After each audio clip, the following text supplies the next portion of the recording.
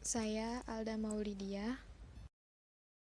Di sini saya akan membahas perkembangan kemandirian dan penyesuaian diri peserta didik.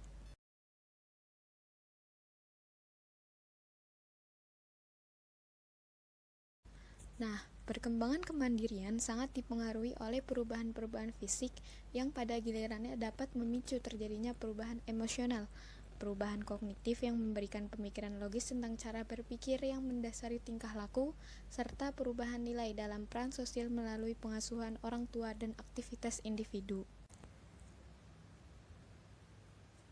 Ada bentuk-bentuk kemandirian.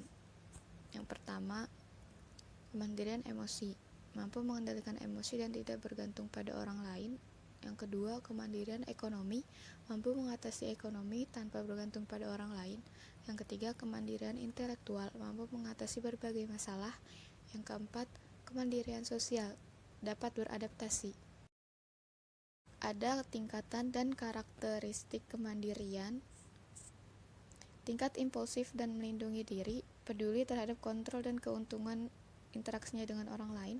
Tingkat konformistik, peduli terhadap penampilan diri. Tingkat sadar diri, mampu berpikir alternatif. Tingkat saksama, mampu melihat diri sebagai pembuat pilihan. Tingkat individualitas, kesadaran akan konflik emosional antara kemandirian. Tingkat mandiri, cenderung bersikap realistik dan objektif terhadap diri sendiri dan orang lain. Penting nggak sih kemandirian bagi peserta didik itu? Nah, di sini ada nih pentingnya kemandirian bagi peserta didik. Dari dunia pendidikan, menurut Sunario Kartadinata, ada beberapa permasalahan kemandirian yang perlu diperhatikan. 1. Ketergantungan disiplin, bukan karena niat sendiri yang ikhlas.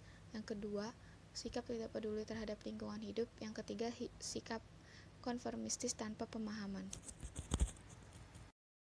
Di pendidikan sekolah ada upaya-upayanya nih. Pertama, mengembangkan proses belajar mengajar yang demokratis.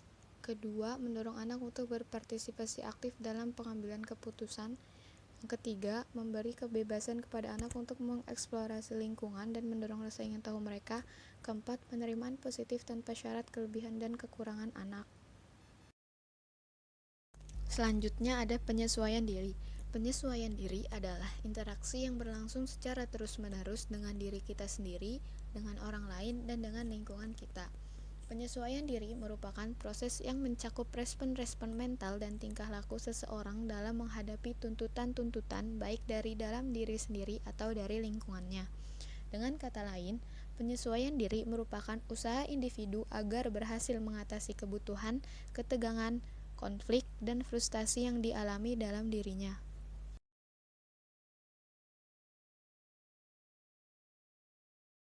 Terdapat aspek-aspek penyesuaian diri yang sehat. Yang pertama, kematangan emosional, yaitu kemantapan suasana kehidupan emosional, kemampuan untuk santai, gembira, dan menyatakan kejengkelan. Yang kedua, kematangan intelektual, yaitu kemampuan mencapai wawasan diri, kemampuan mengambil keputusan. Yang ketiga, kematangan sosial, yaitu keterlibatan dalam partisipasi sosial dan keakraban dalam pergaulan. Yang keempat, tanggung jawab, yaitu sikap produktif dalam mengembangkan diri dan melihat perilaku dari segi konsekuensi atas dasar sistem. Ada faktor-faktor yang mempengaruhi penyesuaian diri. Yang pertama, hubungan orang tua dan anak. Merujuk pada iklim hubungan sosial dalam keluarga, apakah hubungan tersebut bersifat demokratis atau otoriter? Yang kedua, iklim intelektual keluarga. Merujuk pada sejauh mana iklim keluarga memberikan kemudahan bagi perkembangan intelektual anak, perkembangan berpikir logis atau irasional. Yang ketiga, iklim emosional keluarga. Merujuk pada sejauh mana stabilitas hubungan dan komunikasi di dalam keluarga itu terjadi.